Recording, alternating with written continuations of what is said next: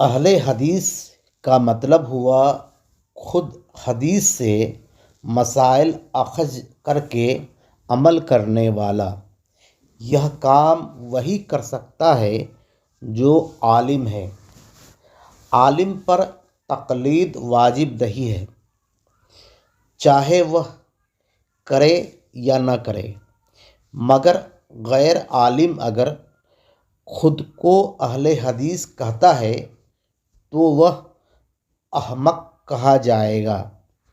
جیسے کوئی ڈاکٹر نہ ہو اور اپنا ہر علاج خود سے کرنے کا دعویٰ کرتا ہو۔ غیر عالم پر کسی مجتہد کی تقلید واجب ہے۔ اہل حدیث یا مقلد ہونے کے لیے اہل سنت و جماعت ہونا ضروری ہے۔ اہل حدیث کوئی جماعت کا نام نہیں ہے، یہ ایک صفت ہے، جیسے مجتہد، محدث و عالم وغیرہ ہوتی ہے۔